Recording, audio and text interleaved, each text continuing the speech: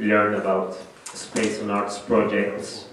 And actually, Kosmica, we started doing it because the work that we're doing with Roger, Rob, and all the ITACCUS members. So ITACCUS is a committee, a technical committee for the cultural utilizations of space within the IAF. That's the International Astronautical Federation, and I see some familiar faces from the Federation. And the work that we're doing at ITACCUS is all about exploring different ways of linking the arts, the cultural, with the space activities at that level. So this week we are going to have the yearly meetings at the IDF, and that's why we decided to have a Kosmica before we start working. So tonight we're going to focus on the work of ITACCUS and some of its members, and I would like to start with I'm very honored to have Richard Clar, an American artist, space artist. He's done so much work in the field. And this is the beautiful thing. Like he goes beyond being an artist, and he's actually a member of the International Academy of Astronautics. He's a member of ITACCUS, and just today he's going to talk to us about his work. So, thank you very much. Thank you.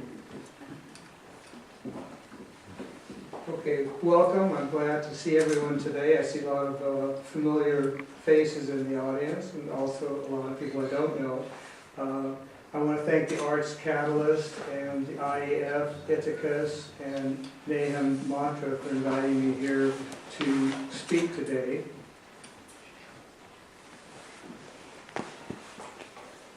I'm going to speak about 3 projects, starting with a project called Spaceflight Dolphin.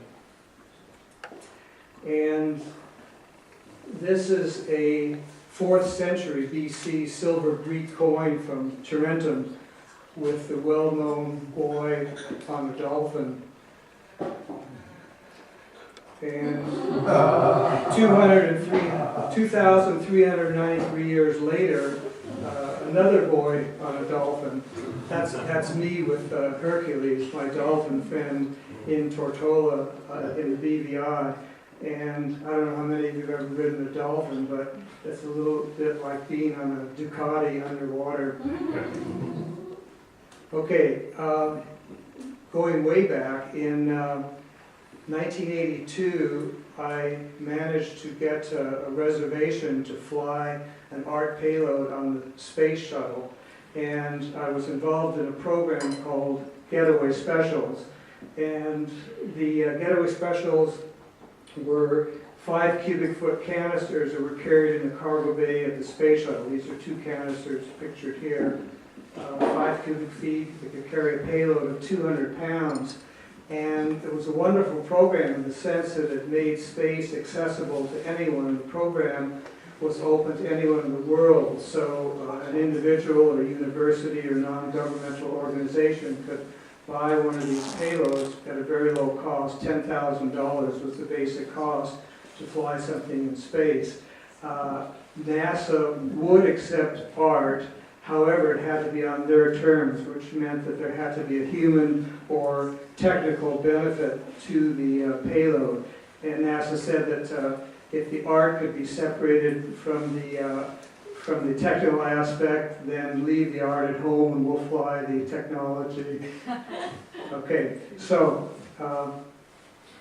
the program was announced for the Getaway Special in 1976 and became operational soon after the shuttle started flying in the early 80s. And the Getaway Special program came out with several options for the canister. They devised a motorized door assembly, which you see pictured here. Then they made available an optical window with a motorized door assembly in case you wanted to have exposure to the light from the space environment. That's a close-up of the mechanism for the door assembly. Beautiful piece of engineering. And finally, they came up with a mechanism. This is a drawing to eject a small satellite into space, and this was a wonderful option. It meant that you could actually launch something, put it out into space, again, at a very low cost.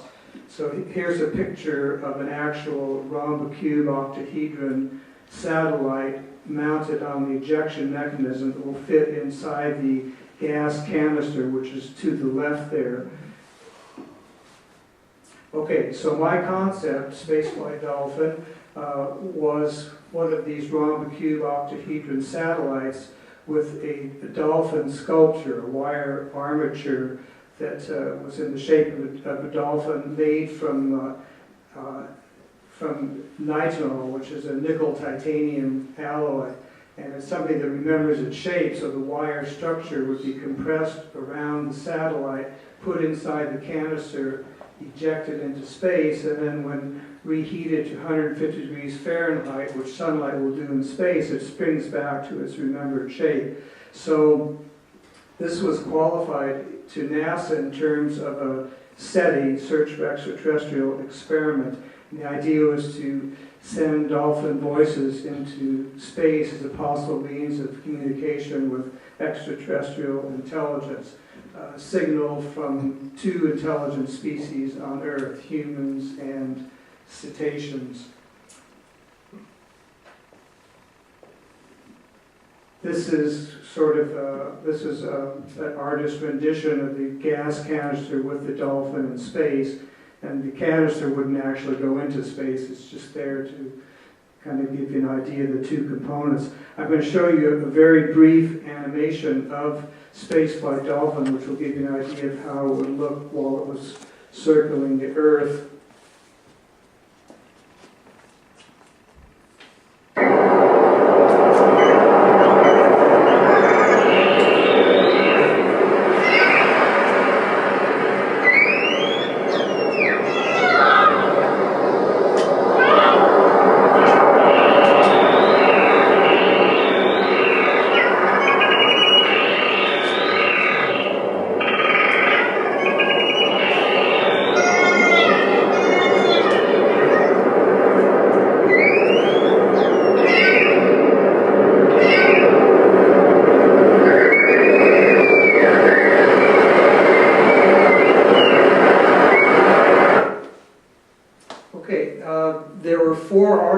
Accepted into the GAS program. I was number 3. The first artist was Joseph Hussein, and out of the 4 that were accepted, one payload actually flew, and that was Joe's. He flew on the space shuttle in 1984, and his project included an artwork that was actually created in space, in the space environment. Spaceflight Dolphin is still a concept that I think is very valid, and there's still a chance that that could fly.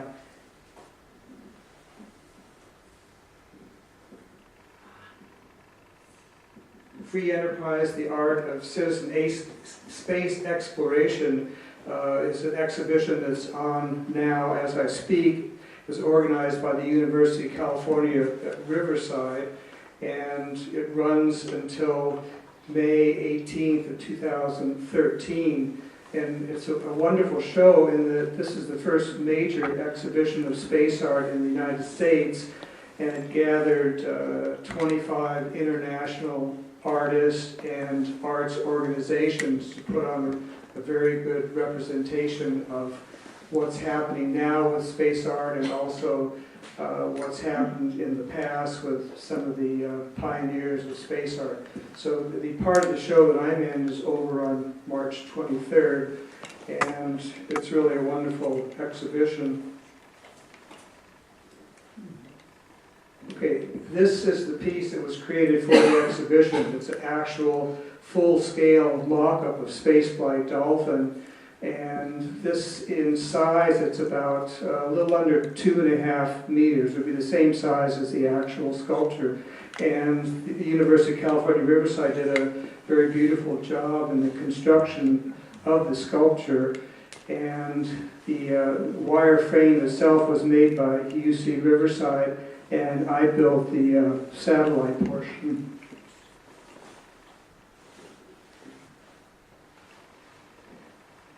This is a view with me in it to give you a sense of the scale and proportion. After the exhibition is over at UC Riverside, this piece will become part of the permanent collection of University of California, Riverside's Culver Gallery.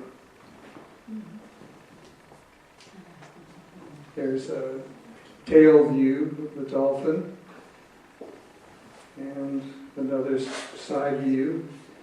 And this is a close-up of the satellite portion. We can see the solar cells and the mounting ring at the bottom.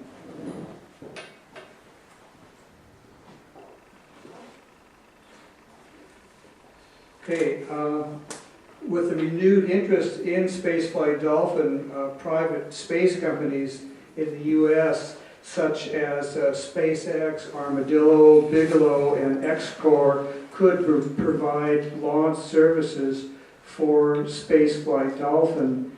And the X-Corps Lynx Mark III is a good example of a craft that could provide those launch services. And it's a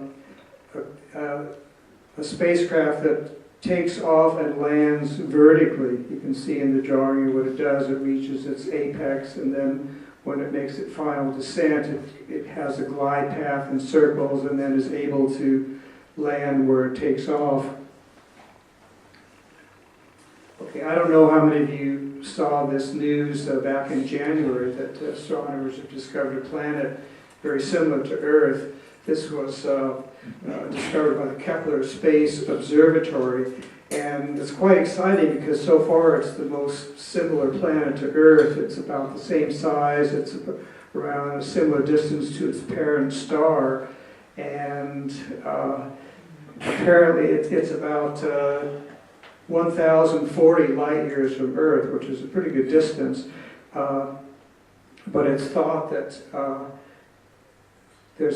well, I like the words of the astrophysicist Mario Livio, who says that because they feel that the planet's probably completely covered with water, but he thinks that maybe there's no land life, perhaps very clever dolphins, which is kind of the way I like to think.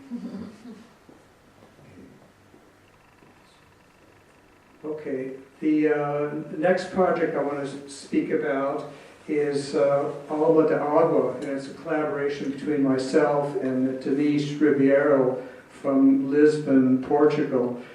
And the concept behind Alma de Agua is to gather water samples from the 8 Portuguese-speaking countries, which are Portugal, Cape Verde, Mozambique, Brazil, São Tomé and Príncipe, East Timor, Guinea-Bissau, and Angola. And to take these water samples and to put them into this liquid mixing apparatus, which was designed by Denise Ribeiro. And there are 8 chambers around the perimeter, and each chamber would carry one of the water samples. And in the center, there's a central mixing chamber. So this was designed to be flown on a sounding rocket, or it could be flown on any kind of recoverable spacecraft. And once in space, in microgravity, the waters would enter the center chamber where they would mix and coalesce, and they would form a sphere, which would be, there's a video camera in this apparatus, so the formation of this water sphere would be recorded. And then when the payload is returned to Earth, it would land in the ocean if it's on a sounding rocket, and the water samples would be removed from the apparatus, and they would be divided equally into 8 portions, and there would be an event held somewhere where these combined water samples would be given back to each of the 8 countries, and people or representatives of those countries would come together for a celebration, a cultural celebration, where you would celebrate the music, dance, poetry, literature, and art of the various countries. So next I want to show you a video. This work was exhibited last year at the Center of Contemporary Art in Torun, Poland, in an exhibition called The Fourth State of Water, From Micro to Macro. And this video combines different images that pertain to alma de aqua, space, water, the Portuguese language. And I'm going to play the video for you.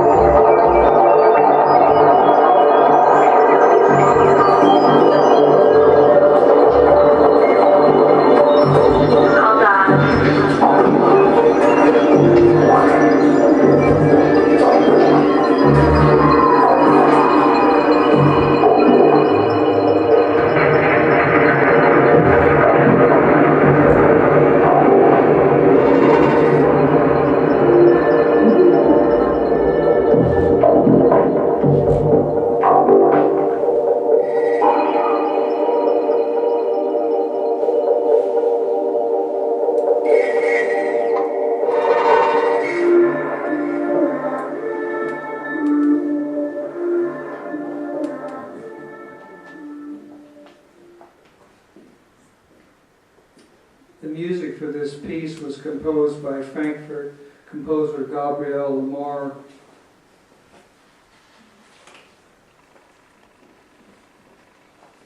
Collision 2 is the last project in my presentation, and this deals with the serious problem of orbital debris. And I first became aware of orbital debris in the early 1990s.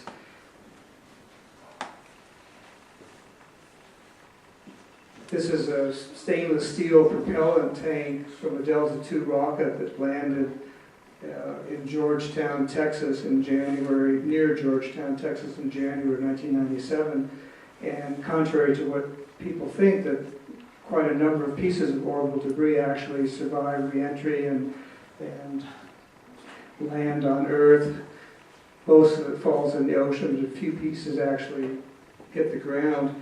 So when I found out that with the orbital debris that the trajectories of these pieces, these are two-line element sets that describe the orbits of the pieces of debris orbiting satellites. So when I found out that the orbits of each one of these pieces were known and predictable, the first thought that occurred to me was there must be music in these pieces in the way they move relative to one another, but also relative to the Earth. So I ran this by a composer who said, yes, it's a valid concept. But then I took it a little bit further and I started thinking, well, you know, it would be possible to create a sculpture from this orbital debris, and not by going out into space and putting anything together. I didn't have to do that, it was already there.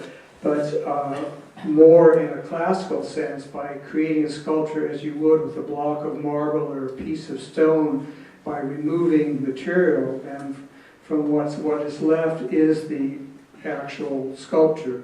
So I worked with the Naval Research Laboratory in Washington, D.C., and I collaborated with a French composer here in Paris, Marc Battier, and this is a CM5E connection machine. It's a super massively parallel computer, and the Naval Research Laboratory runs this to do simulations. The NRL, Naval Research Laboratory, in conjunction with the United States Space Command and NASA, track at that time, this was in 2003, it was around 13,000 pieces of debris ranging in size from 10 centimeters up to large rocket bodies. Now that number's increased up to around 22,000. So they run a program on this called COMBO, which is calculation of missed distance between orbits. And this machine has the power to depict all of these pieces of orbital debris at one time. So I gave them certain parameters. I said I wanted to eliminate everything that falls outside of these parameters. And I said between 96 and 104 degrees of inclination and between 300 and 800 kilometers above Earth. Eliminate everything that falls outside those parameters and give me what's left. What was left were, and this is a still from the simulation, what were left were 192 objects in sun-synchronous orbit, meaning a polar orbit where each one of these objects has a constant view of a portion of Earth that's illuminated by sunlight. And this is where the reconnaissance satellites are located, remote sensing satellites. It's a very busy area in space. So in this simulation, there were 192 objects. Part of them you can see on the screen. They were color-coded by country of origin. The majority of the objects came from Russia and the United States. And last, I'm going to show you just a very brief clip of the simulation that the Naval Research Laboratory did for Collision 2, and you'll hear Marc Battier's music. And in this simulation, you'll see periodic white crosses that flash on the screen. Those are called close conjunctions. It's where a piece of orbital debris passes within 5 kilometers or less of another piece of debris. It actually happens fairly often. 5 kilometers in space is not much distance.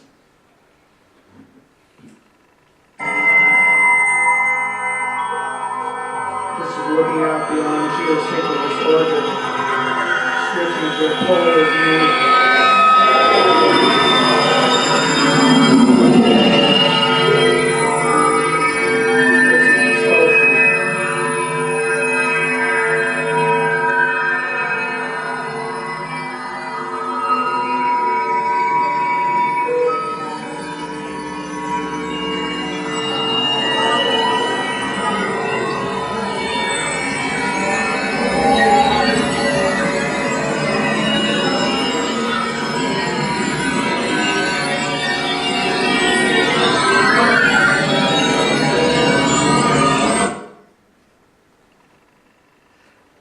Detailed information about these projects, that you've seen, and other projects can be found on my website, arttechnologies.com.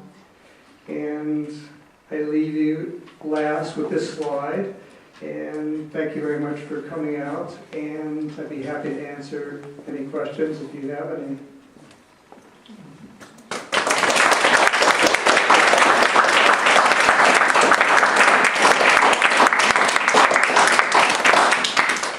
Thank you. Any questions? I wondered if the dolphin was built out of the material that you said had the memory. Was it made from chicken? The maquette, the one that they put in the No, museum. the one at UC Riverside? Yeah, was it functional? I mean, was it actually made out of the things The shape that were memory. intended? Yeah, no. The one that's on exhibit now at UC Riverside, no, that's just made out of mild steel. First of all, the one that would be designed for space would be made out of a much thinner material than was used at UC Riverside. You're on Earth, you have gravity, so you needed a certain thickness. It was a 125,000 thick material that was used for the construction of the piece at UC Riverside, where in actuality the nitinol used in space could be 40,000. On Alma de Agua, as you know, a lot of the water on Earth came from outer space through ice comets landing on the Earth. So a lot of the water in those Portuguese-speaking countries actually came from space in the first time. So you could actually have a cycle rejecting it into space. Yes, yeah, that's a very good point. Well, another point too, which I didn't mention, was that Alma de Agua, of course, it celebrates the common bound of language among the Portuguese-speaking countries, but it also points out that space offers a solution to many of the problems that these countries face pertaining to water. Some of them have too much water, some of them don't have enough water, but space can provide some solutions to their problems. Just send the water up into space. Yes, Mix it and bring it back. Are there any other? Actually, I have a question. Yes. With your space debris, are there any specific pieces of debris that are closer to your heart that you follow yourself? Closer to my heart? Yeah, specific pieces that you know the name or that have a shape or something. I think the dolphin is closer to my heart. The debris, no, but you know, each one of these pieces, they're catalog numbers. They know the date of the launch. They know where it's from. What it looks like? Well, not necessarily what it looks like. Okay. You said that the space debris were connected to a country, their colors. So Yes. what was the blue color? You know, when I first saw that, for some reason I thought that the Naval Research Laboratory would pick red for Russia and blue for the United States, but it wasn't that.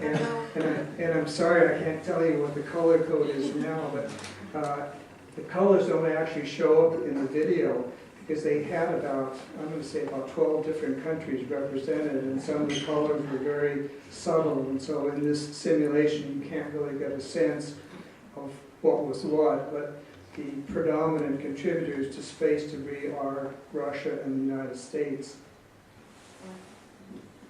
And see in China. Yes, in China. Okay. Any other questions? Daniela? Yes. Richard, why did you choose the sound of the dolphin? Well, because dolphins are very intelligent. Dolphins have also gone through an evolutionary cycle. All cetaceans, seems to be that there's strong evidence that all cetaceans were once land-based mammals that returned to the ocean. So the bottlenose dolphin has been on Earth for approximately 15, 20 million years, so it's been on Earth much longer than we have. It's gone through this evolutionary cycle. It's highly intelligent. It has a brain larger than humans. It communicates at a frequency level that's 4 times or 10 times higher than humans, so it's able to convey more information. And my thinking was that since the search for extraterrestrial intelligence has sort of been centered around water-based planets, being that water is essential to the formation of life, that my thinking was that by sending something from Earth and showing that the signal was from two intelligent species, that maybe life on some water-based planet along more along the lines of dolphins, and that there could be something recognizable in that signal. Plus, I also wanted something that I thought was universal, that was representative of Earth, and the dolphin appears in many cultures on Earth, from ancient civilizations such as the coin with the boy and the dolphin in Greece, and there's many other examples. So the dolphin is something that's been looked up to and admired for millennium.